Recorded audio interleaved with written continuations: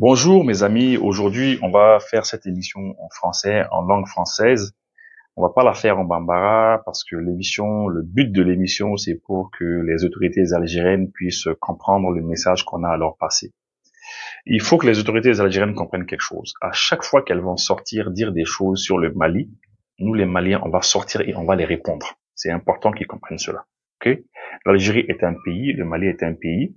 Nous sommes, c'est vrai, des pays frères, mais la fraternité, elle finit lorsque l'Algérie décide de soutenir des groupes armés contre l'État malien. C'est quand même dommage que l'Algérie euh, décide de soutenir des groupes armés. Imaginez un petit peu. C'est un petit peu comme si des Algériens prenaient des armes contre l'Algérie et que nous, les Maliens, on hébergeait ces gens-là et on soutenait ces gens-là. Ça ne peut pas se comprendre. On ne peut pas comprendre qu'un pays qui a 1300 kilomètres de frontières avec nous soutienne des gens qui ont pris des armes contre notre État, contre le pays. Ils ont pris des armes contre nous. Et l'Algérie les soutient dans cela. Donc là, il n'y a pas de fraternité entre les Algériens et nous par rapport à cela. Il n'y a pas de fraternité.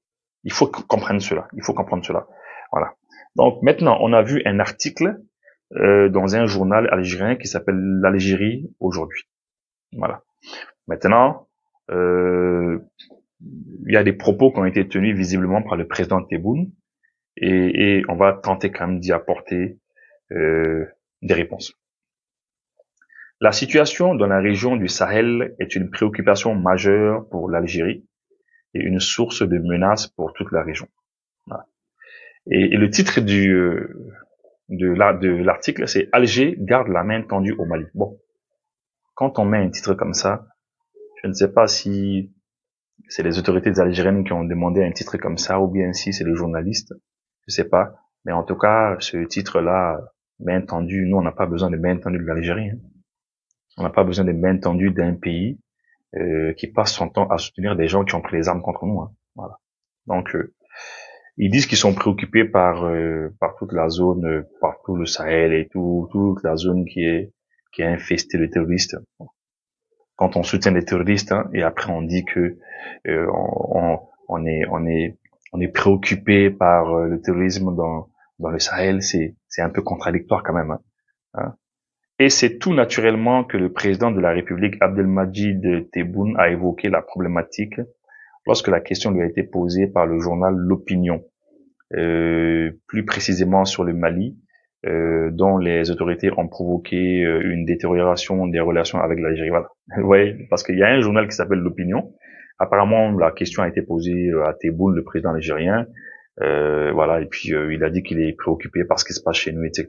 Et voilà, parce que ce qui se passe chez nous, ça se passe un petit peu aussi dans le sud de l'Algérie. Hein.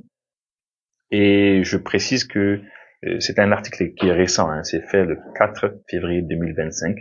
Voilà, donc voilà. Et puis ils disent que c'est le Mali qui a détérioré les relations entre l'Algérie et le Mali. Et disons, voilà, c'est ça, que le Mali a détérioré les relations entre nos deux pays. Ouais. C'est facile d'accuser les autres. Hein.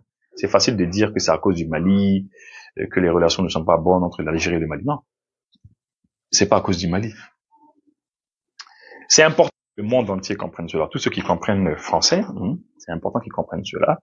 Le but de l'émission, c'est ça. C'est pour que les pays de l'AES, tout le monde puisse comprendre. Le problème profond, c'est pour que nos frères togolais puissent comprendre la crise qui est entre le Mali et l'Algérie. C'est pour que les Béninois puissent comprendre. C'est pour que les Ivoiriens, tous ceux qui ne comprennent pas nos langues locales ici, le bambara, etc., c'est important qu'ils puissent tous comprendre ce qui se passe. Ce qui se passe, c'est que depuis 2012-2013, il y a des Maliens qui ont pris les armes contre le pouvoir central malien. C'est ce qui a fait tomber le président Amadou Toumani Touré. Et ces gens qui ont pris les armes ont tenu l'État malien par la gorge jusque pratiquement il y a de cela 2-3 ans de cela. Voilà. Donc plus de 10 ans. Plus de 10 ans, ils tiennent le pays, une partie des régions du nord du Mali, ils tiennent cela d'une main de fer. Ils en font ce qu'ils veulent. C'est eux qui sont la douane là-bas, c'est eux qui font la police, c'est eux qui sont l'armée, c'est eux qui sont les impôts, c'est eux qui sont tout ce que vous pouvez comprendre. En fait, c'est tout. C'est eux qui sont tout dans ces zones-là. C'est des zones. Vous imaginez des régions entières pratiquement contrôlées par eux. Des villes entières, ils font ce qu'ils veulent là-bas. Ils font payer à qui ils veulent ce qu'ils veulent. Et lorsque les Nations Unies, dernièrement, lorsque le Mali a demandé le départ de la MINUSMA, tout le monde se rappelle de cela, le Mali a dit, bon, écoutez, la MINUSMA, allez, hop, il faut dégager d'ici. Et c'est l'ONU qui a dit, bon, voilà, tous les camps militaires de la MINUSMA, de la Mission des Nations Unies pour le Mali, tous ces camps militaires qui sont dans le Mali, là, allez, on va les rétrocéder à l'armée malienne.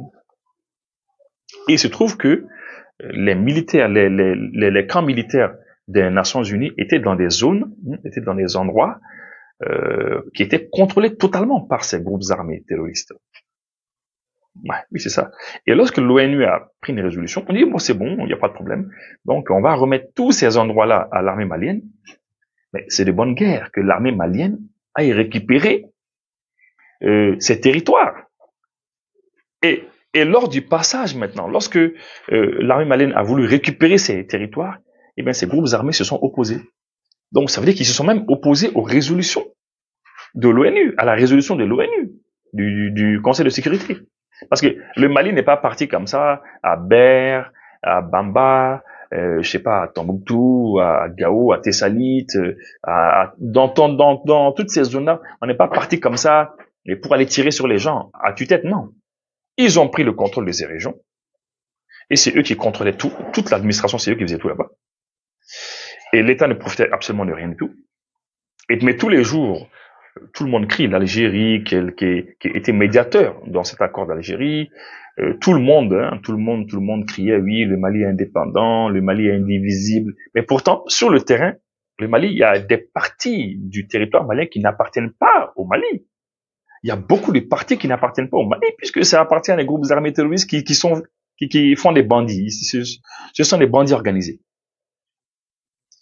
Et toutes les ressources naturelles qu'il y a là-bas, tant qu'ils peuvent les extraire, ils vont les extraire. Et puis, ils en jouissent comme ils veulent. Et il y a tout type de trafic là-bas. Trafic d'êtres humains, trafic d'armes, trafic de cigarettes, trafic de tout ce que vous pouvez imaginer. Alors, trafic d'otages, etc. Alors, lorsque l'ONU a dit c'est bon, partout où il y a la MINUSMA, allez, c'est pour l'armée malienne. Et quand l'armée malienne va pour récupérer, on dit non, l'armée ne récupère pas. Et c'est pour ça que l'armée s'est battue.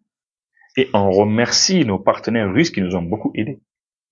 Et lorsqu'on a récupéré nos territoires, à un moment donné, on dit, bon, écoutez, l'accord d'Algérie, là, ça sert à rien, c'est pas la peine, parce que ceux qui ont signé l'accord d'Algérie avec l'État malien, c'est eux qui ont refusé de respecter la résolution de l'ONU qui dit que l'armée malienne doit récupérer toutes les villes où la MINUSMA était implantée, où les camps militaires étaient. Qu'est-ce qu'ils ont refusé? Ils nous ont même fait la guerre sur le terrain. Ils ont même tiré sur les gens. Ils ont même tué des militaires. Ils ont tué des civils. Mais on a pu quand même les chasser. Bon, finalement, on dit, mais l'accord, ça sert à rien. Ils ont même tiré sur un bateau, là, l'autre jour, il y a en 2022, je crois bien, si je me rappelle bien. En 2022, ils ont tiré sur un bateau, le bateau de Tombouctou. Ils ont attaqué un bateau. Il y a au moins 400, 500 personnes qu'ils ont tuées. On dit, mais est-ce qu'on peut continuer avec les histoires d'accords d'Algérie avec ça? Et pendant que tout cela se fait, l'Algérie est assise, c'est l'Algérie qui est, c'est elle qui dirige toute la médiation. C'est elle qui est chef de file de la médiation. Toute la médiation qu'il y a entre ces groupes armés et le Mali, c'est l'Algérie qui dirige tout ça. C'est elle qui chapeaute cela. Et l'Algérie les laisse attaquer le bateau de Tombouctou. L'Algérie ne dit rien. À chaque fois qu'ils refusent l'application de la résolution des Nations Unies pour que l'armée malienne puisse récupérer les différents camps militaires, l'Algérie ne dit rien. L'Algérie n'est même pas capable de leur dire, ah non, attention, les groupes armés, non, ce que vous faites, c'est pas bien là. Parce que là, c'est les Nations Unies qui disent que l'armée malienne doit être présente à Ber, dans telle zone de telle et telle ville. Bon, on a compris quand même que quelque part, ça n'allait pas, ça ne tournait pas rond. Et par la suite, on a compris que l'Algérie était complice. L'Algérie soutient les groupes armés terroristes qui sont au Mali. Voilà. Et maintenant, lorsqu'on sort de l'accord d'Algérie, on dit, bon, nous, on n'est plus dans l'accord d'Algérie. Nous, on sort, on n'est plus dedans. On a dénoncé cela. Ah non, les Algériens se sont énervés. Les autorités algériennes se sont énervées. Elles ont commencé à crier partout. Il y a leur ministre des Affaires étrangères, M. Attaf, là, qui a fait une lettre. Oh là là, terrible. Ah non, vous allez voir ce qui va se passer. C'est comme si c'est comme ça. Tout le monde, ils sont tous aux Nations Unies. Ils ont un gars là-bas, là. Je sais pas comment il s'appelle encore. Il y en a un encore à Genève, là. Oh là là. Partout. Les Algériens, là. Mais c'est grave, quoi. C'est grave. Oh là là là là. Ok, on va continuer. Après, ils disent que c'est nous, les Maliens, qui avons provoqué. Vous-même, vous n'avez qu'à juger l'affaire, là. C'est comme si on dit que entre Goma, là, entre la RDC et le Rwanda, on dit que c'est la RDC qui a provoqué les problèmes. Est-ce que c'est la RDC qui a provoqué les problèmes entre RDC et Rwanda? Mais disons la vérité. C'est Paul Kagame et ses hommes, le M23, ils sont partis, et puis voilà, et puis ils sont en train de faire ce qu'ils ont à faire là-bas. Et la RDC subit. Le Mali, c'était la même chose. On va continuer. Abdelmadjid Tebboune a affiché une nette compréhension de la situation dans la région du Sahel en proie depuis les indépendances 1960, à des coups d'État répétitifs, un héritage de l'occupation française et les décolonisations inaccomplies dans les prolongements se font encore ressentir aujourd'hui. Le chef de l'État a affirmé que ces coups de force sont prévisibles parce que, a-t-il estimé, les États du Sahel n'ont pas réussi à construire des institutions solides et plus résilientes. Plus encore, ils font face à des mouvements de rébellions armées, particulièrement des groupes Touareg, réclamant justice et répartition équitable des richesses avant de passer à la revendication de l'autonomie, comme c'est le cas des communautés du Nord Mali. Bon, voilà. Moi, je vais pas rentrer, je vais pas commenter ces parties-là. Ces parties-là, je vais pas les commenter. Quand on dit qu'on a délaissé le Nord n'est pas développé, le Nord, on n'a rien fait pour, je vais pas commenter ça parce que c'est des histoires. Hein. Allez-y dans le sud du Mali, allez-y dans la plupart des villes maliennes, dans la plupart des villages maliens, ils ne sont pas mieux traités que dans le nord du Mali. Hein. Moi, j'ai fait le nord du Mali, j'ai voyagé dans le nord du Mali, je connais bien. J'ai fait la région de Gao, j'ai fait la région de Tombouctou, j'ai fait la région de Kidal, un peu, hein, pas en profondeur Kidal quand même. Hein. Je connais bien comment ça se passe là-bas. Et j'ai fait aussi le reste du Mali. Il faut aller faire un tour dans les villages maliens. Ils sont pas mieux que là-bas. L'État malien de 1960 à aujourd'hui essaie de faire ce qu'il peut pour tous ces villages, pour toutes ces villes. Ah, voilà, c'est ça. Et d'ailleurs, ceux qui ont pris les armes contre l'État malien dans certaines villes du nord du Mali savent très bien que dans le sud et dans d'autres régions du Mali, les gens ne sont pas mieux traités là-bas et auraient pu aussi prendre les armes, mais ils ne l'ont pas fait. Ils ont fait le choix de ne pas le faire. Et ils l'ont fait parce que ils sont instrumentalisés par certains pays. Ils sont soutenus par certains pays, donc du coup ils prennent des armes et puis voilà, ils veulent la vie facile. C'est simplement cela, on le sait. Mais je vais pas commenter ça, on va avancer. Cependant, il est utile de le rappeler, c'est à Alger que se sont ressenties les répliques et les répercussions de cette instabilité poussant l'Algérie, toujours en alerte, à intervenir en pompier pour éteindre les incendies. N'en déplaise aux putschistes locataires du palais de Koulouba, qui feignent à découvrir l'Algérie comme un ennemi dans le jardin, à défaut de pouvoir penser des solutions aux attentes des Maliens et respecter les délais et les termes de leur transition. Bon, maintenant, là je vais commenter. Lorsqu'on dit les putschistes de Koulouba, ça c'est le journaliste qui le dit. Je pense qu'Abdelmadjid Tebboune, lui, n'a pas dit ça. S'il le dit aussi, bon, quoi qu'il arrive, les Algériens, quand même, savent mieux que moi que l'Algérie est dirigée par les militaires. L'Algérie, c'est un régime militaire. C'est des gens qui ont pris le pouvoir dans les années 89-90. On le sait. Le Front islamique du salut avait gagné l'élection. On sait ce qui s'est passé. Ils ont dit on n'est pas d'accord. Vous avez gagné l'élection, mais vous n'allez pas diriger le pays. Parce que vous avez un islam rigoureux. On n'est pas d'accord. Ils les ont dégagés. Voilà. Et le fils s'est recroquevillé sur lui-même. Et ils ont vécu après la décennie noire. Pendant 10 ans, l'Algérie, c'était parti. 8 ans, 9 ans, 10 ans. Tous les jours, on tuait des gens. Voilà. Et de ce jour à aujourd'hui, c'est les militaires qui dirigent le pouvoir. C'est les militaires qui dirigent le pays. Tout le monde le sait. C'est les généraux. Donc, lorsqu'on dit qu'il y a une junte, des militaires qui dirigent le Mali, il faut savoir que c'est les militaires aussi qui dirigent l'Algérie. C'est clair. Et tout le monde sait que le président algérien, voilà, J'ai beaucoup de respect pour lui, mais il est dirigé aussi par les militaires. Voilà. On le sait tous. Voilà. Donc, dire que nous avons une junte chez nous, alors que vous avez des militaires chez vous qui dirigent votre pays, hein. Franchement, hein. Voilà. Après ça, quand ils disent, par exemple, ici que les militaires ne veulent pas respecter le délai de leur transition, écoutez, vous les Algériens, vous faites ce que vous voulez chez vous. Vous avez un pays. La capitale c'est Alger. Votre pays c'est l'Algérie. Vous faites ce que vous voulez. Vous avez un peuple. Vous avez un peuple. Vous avez un territoire. Vous faites ce que vous voulez chez vous. Nous sommes des Maliens. On a un peuple aussi. On a un territoire. On fait ce qu'on veut chez nous. Voilà, c'est tout. Notre transition, elle ne vous regarde pas. Je me rappelle une fois, l'Algérie, elle avait tellement pris de l'assurance là. Elle avait dit, ah oui, non, elle veut que la transition malienne dure 16 mois. Alors là, ce jour-là, je me suis dit, mais le Mali est tombé bas, quoi. Comment est-ce que le Mali peut accepter qu'un pays comme l'Algérie vienne dire, ah non, non, il faut faire une transition de 16 mois. Mais c'est pas votre affaire. On fait ce qu'on veut chez nous. Vous faites ce que vous voulez chez vous. Chez vous, c'est les militaires qui dirigent votre pays depuis des années. Et si nous, on dit que on veut laisser nos militaires aussi diriger notre pays, mais où est le problème, hein? Et puis quand ils disent que oui, que, que, euh, que les attentes des Maliens, bon, les attentes des Maliens, écoutez, hein, les Maliens, s'ils n'étaient pas contents euh, des dirigeants qui les dirigeaient, je pense que il y a les rues, les Maliens seraient sortis. Hein, on a vu sous Ibeka ici, les Maliens sont sortis. À un moment donné, les Maliens, ils ont dit non, c'est bon, on ne peut plus continuer à accepter ce qui se passe. Ils se sont organisés, ils sont sortis dans les rues. Et ils ont fait tomber le pouvoir d'Ibeka. Tout le monde a vu cela.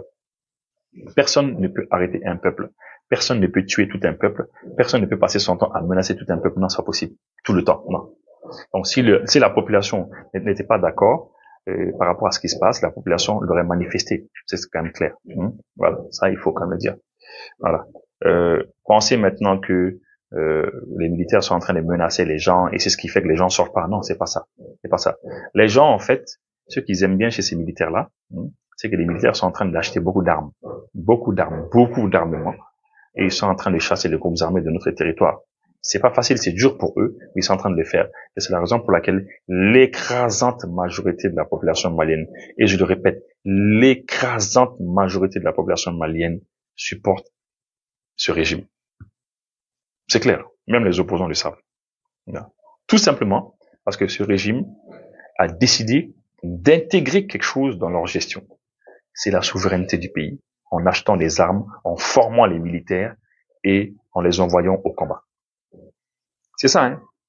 Si les régimes qui ont précédé ce régime avaient fait la même chose, avaient priorisé la souveraineté de notre pays, avaient cherché à équiper les militaires, à les armer, à les former, à les recruter et les envoyer au front se battre, je pense que la population malienne aura eu la même réaction. La même réaction. Voilà. Mais si ces militaires avaient fait comme en 2012, 2012, lorsque d'autres militaires étaient venus au pouvoir, finalement, ils n'auraient pas eu autant de succès qu'ils l'ont aujourd'hui. Voilà. Et c'est la même chose. Au Burkina Faso, c'est la même chose. Au Niger, c'est la même chose.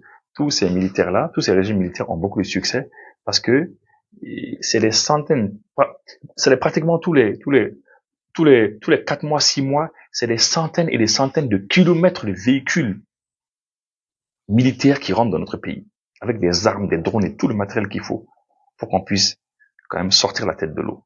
Donc, c'est pour ça qu'on les soutient. Donc, ça, c'est les attentes des Maliens.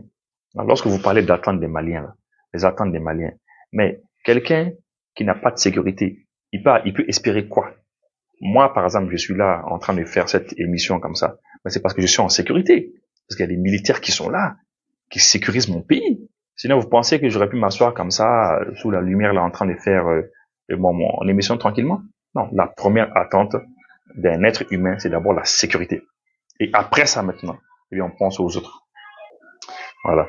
Il est d'ailleurs regrettable que l'accord d'Algérie signé entre les groupes rebelles du Nord et le gouvernement malien soit dénoncé avec une telle légèreté par la junte malienne sous le fallacieux prétexte d'ingérence de l'Algérie dans les affaires internes du Mali. Voilà. Vous voyez, ils ne peuvent jamais parler du Mali sans parler de l'accord d'Algérie.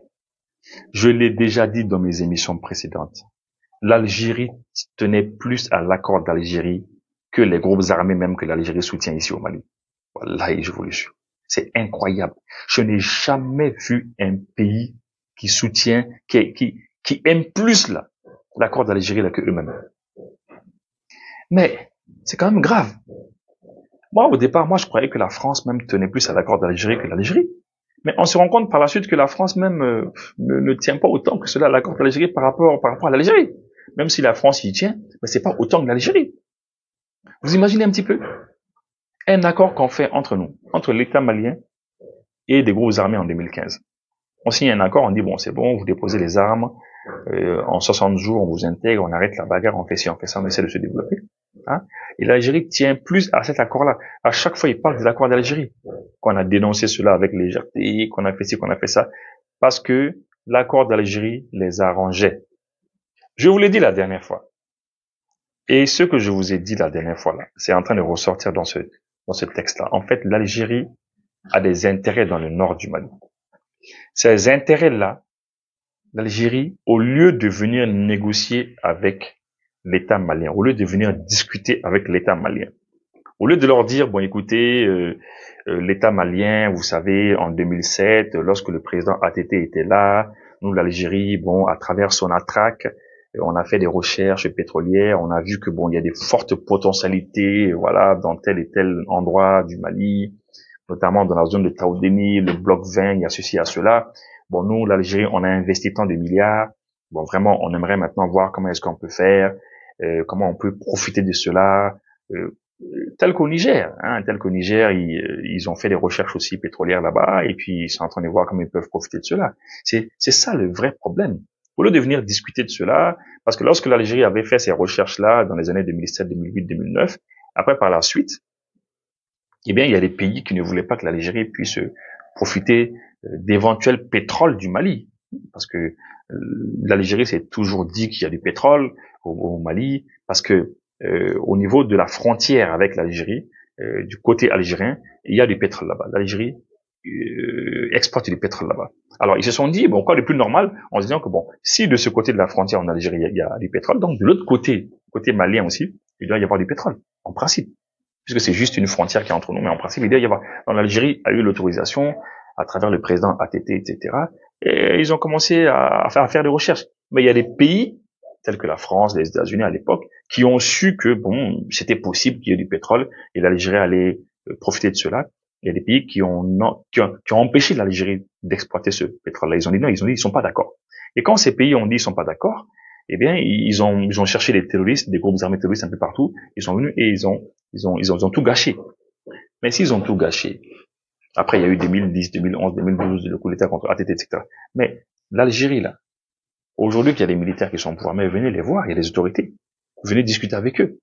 Au lieu de faire cela, non, vous préférez soutenir des groupes armés terroristes, parce qu'en principe, selon l'accord d'Algérie, ces groupes armés terroristes-là allaient diriger une grande partie du Nord, et toute cette partie du Nord qu'ils allaient diriger, eh bien, vous, les Algériens, vous allez pouvoir, ça allait être plus facile pour vous de profiter de ces ressources, éventuellement, dans le nord du Mali, avec les groupes armés, que de profiter de ces ressources-là avec l'État malien.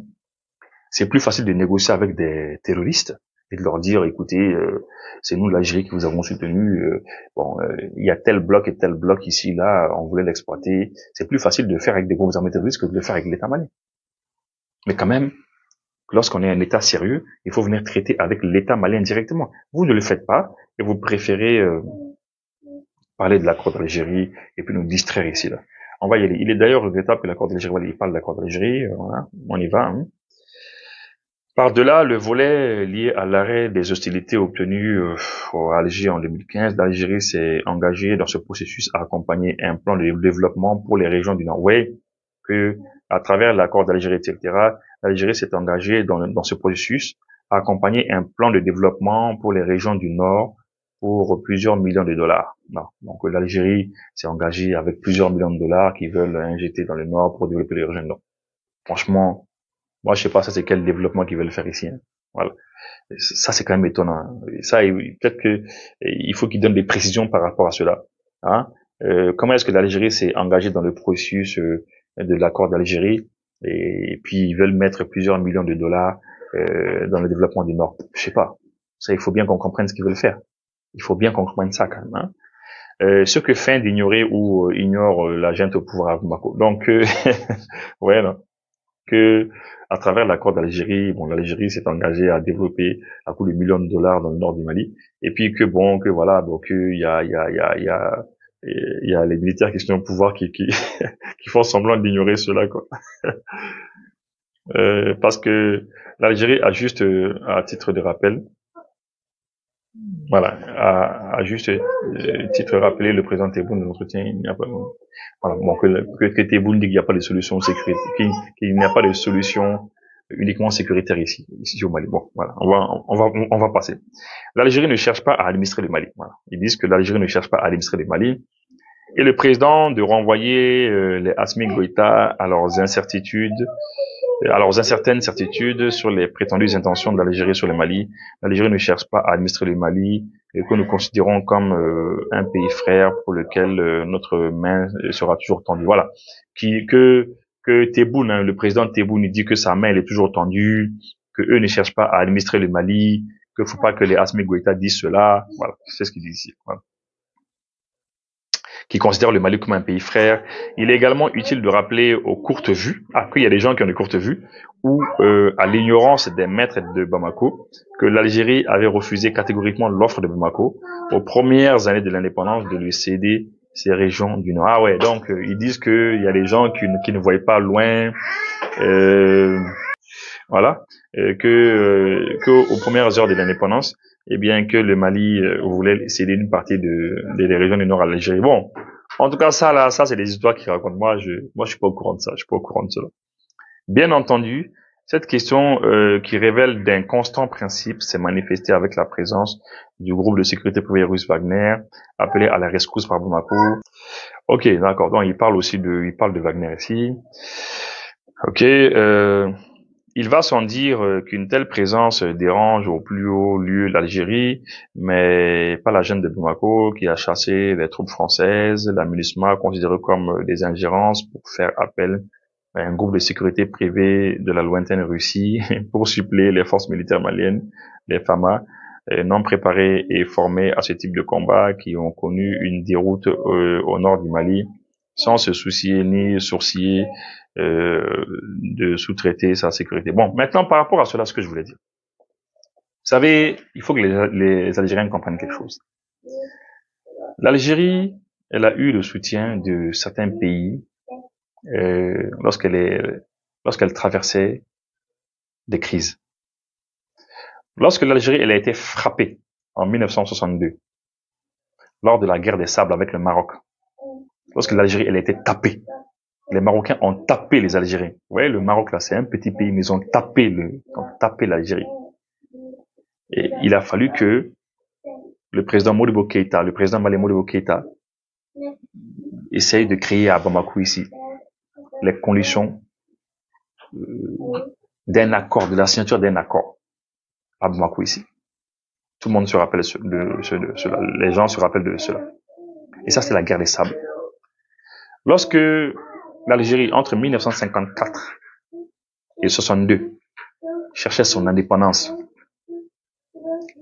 il y a le ministre des Affaires étrangères, Lamamra, qui l'a rappelé, Ramtan Lamamra, qui l'a rappelé, qui a dit que les régions du nord du Mali, Tombouctou, Gao et tout ça, Kidal, étaient utilisées par les moudjahidines algériens. L'armée algérienne, bon, si on peut dire comme ça, l'armée algérienne, c'était les prémices de l'armée algérienne, hein, parce qu'elle n'avait pas été totalement créée. Donc, les moudjahidines algériens ont utilisé le nord du Mali, oui, pour se replier, pour se recréer, pour préparer les attaques. Oui, c'est ce qu'on a fait pour ces frères algériens. Vous avez, dans les années 90, lors de la décennie noire, lorsque vous avez vécu le terrorisme, oui, c'était dur pour vous. Il y a des États qui vous ont aidé avec des armes. Parmi ces États qui vous ont aidé avec les armes, il y a la Russie. Oui. Nous aussi, nous avons eu des périodes extrêmement difficiles. Et lorsque c'est dur pour vous, vous devez forcément aller vers certains pays. Vous devez forcément aller vers certains pays. aussi nous sommes partis vers notre pays, nous sommes partis vers la Russie. Et la Russie, elle nous a aidés aussi. C'est comme ça. Lorsqu'un pays est en difficulté, tous les pays du monde, quand ils sont en difficulté, ils se font aider par des gens. Tous les pays, tous les grands pays que vous voyez aujourd'hui qui sont là, se sont forcément fait aider un jour ou l'autre par quelqu'un. Vous voyez, même l'Europe entière avait été prise par la guerre. L'Afrique a intervenu, tout le monde. L'Europe a fait appel à tout le monde. Voilà. Donc c'est pour dire que l'Algérie, quand ce journaliste algérien dit que bon, l'armée malienne n'était pas bien formée, elle était comme ci, comme ça, que ce journaliste algérien sache que nous sommes en train de recruter beaucoup de gens. Nous sommes en train de les former. Et nous sommes en train d'acheter beaucoup d'équipements militaires. Et on est en train de mener notre combat. Voilà. Dernièrement, les gens que vous soutenez, avec nos drones, on les a bombardés à Tenzawatène. On les a bombardés à Tenzawatène. Ouais. Et ça, c'est pas quelqu'un d'autre qui l'a fait. C'est pas les Russes qui l'ont fait. C'est pas quelqu'un d'autre qui l'a fait. Ce sont les Maliens qui l'ont fait. Voilà. Donc, et on sait que la présence des Russes vous ont toujours dérangé. On le sait aussi. Le fait qu'on a dégagé la MINUSMA, on sait que ça nous a jamais plu. Parce que vous étiez avec la MINUSMA et tout ceci dans un très grand complot. C'est pour ça qu'on a dégagé la MINUSMA. Et ça, l'Algérie n'a jamais gobé cela. On le sait aussi. Donc, c'est ce que je voulais dire. Globalement, j'ai voulu vous lire cet article-là pour dire une fois de plus que l'Algérie, Tebboune, le président Tebboune, semblerait-il qu'il tend la main au Mali. Mais c'est une manière étrange de tendre la main au Mali. Parce que pour tendre la main au Mali, je pense qu'il faut commencer d'abord par ne plus soutenir les groupes armés terroristes qui sont en train de combattre l'État central malien. Et puis, c'est important aussi que les Algériens sachent que l'objectif du Mali, si vous voyez qu'on a chassé la France et tous ces gens, la MINUSMA, etc., l'objectif du Mali, l'objectif des Maliens, c'est que nous, les Maliens, même, nous puissions assurer notre propre sécurité. Et c'est ce que nous sommes en train de faire. C'est vrai, certes, c'est dur, mais on va réussir. Et on est sur le chemin de la réussite. Voilà. Est-ce que ni wulikmando o ka sansenga die sonikara solar electromau oli o de famia ta dianya fe ka u kongon fa aka pano solaire batterie lithium a fitinin fuka sa kumabama aka convertisseur sonikara solar electro convertisseur Victron énergie walma a DIE projecteur lampadaire ventilateur rechargeable fuka ta setuguni humidificateur rechargeable man ka ji sama ka ta ka foro la walma ka ta ka dugumsanuna sonikara solar electromau joleno ni bela jele aka shumansiko binfagalon sonikara solar electro mau jabala sotiba ACI station Shell rond-point Masrunyala suguba konona Malimag immeuble la nyamakoro suguda ase Sevare Mopti Ginekaw fe Kanga jabala warabu boloeno sani fere kofe sonikara solar electro chede umbeno mumeta ka minan installation kawye katla ka deme taka nyashi awma installation fana kofe ka kunafuna awere soro sonikara solar electro nagajulsira bamba 67 20 66 88 walmana 66 69 72 73